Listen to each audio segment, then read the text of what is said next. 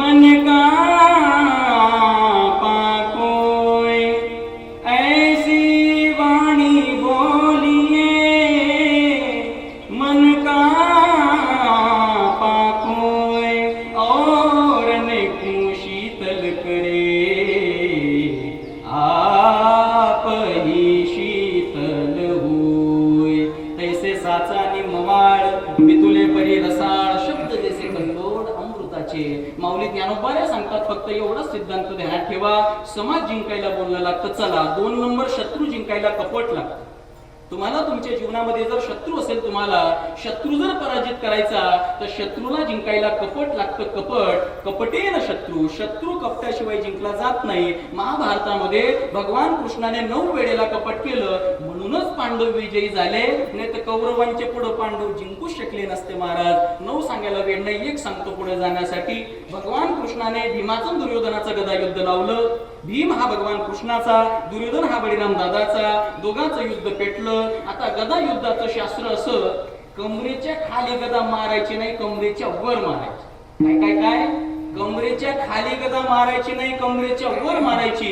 युद्ध पेटलं। आता त्या युद्धामध्ये भीमदादा हरणार, दुर्योधन जिंकणार, अशा कंडिशनला युद्ध आलं होतं। पण शेवटी आमच्या भगवान कृष्णाने भीमाला हाक मारली, भीमा इकडे, भीमा इकडे। काय म्हटले, त्या दुर्योधनाच्या मांडीवर गदा मार।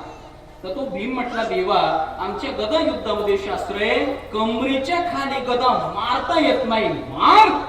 मारायला लावली, दुर्योधन संपवला। कपटीन शत्रू, शत्रू कपटाशिवाय नाही, समाज बोलल्याशिवाय नाही। चला पुढं। किरण दादांची माझी मैत्री कायम टिकवायची, आप्पांची माझी मैत्री कायम टिकवायची, गोपाल महाराजांची हरिभाऊंची मैत्री टिकवायची। इथं बसलेल्या सगळ्या माणसाशी जर तुम्हाला मैत्री टिकवायची तर मैत्रीमध्ये खोटं चालत नाही, मैत्रीला सत्य लागतं। भुसावळ रेल्वे स्टेशनला आलो की भुसावळ रेल्वे स्टेशनला आलो म्हणायचं, कंडारी नाही सांगायचं। ज्यांना कळालं त्यांना धन्यवाद देतो, बाकीच्यांनी प्रसाद घेतल्याशिवाय जाऊ काही नाता कळेल काही नव्हते।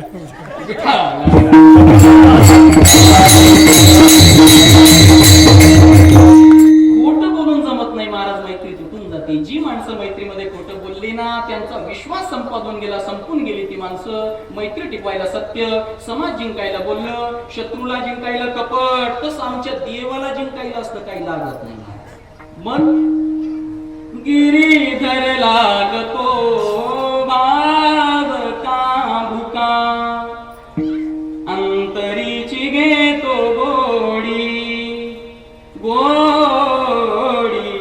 अंतरीची घेतो गोडी, पाहे जोडी भावाची राम, पाहे जोडी भावाची राम, देव सोयरा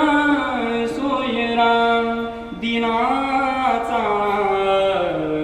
देवाला दुसरं काहीच लागत नाही महाराज, फक्त अंतःकरणाचा तुमचा भाव शुद्ध लागतो। शुद्ध ज्याचा भाव झाला, दुरी नाही देव त्याला। म्हणून ती याच्या करताय ना, सत्य भजन फार व्हायरल होतंय बरं का, काल ऐकलं असेल तुम्ही।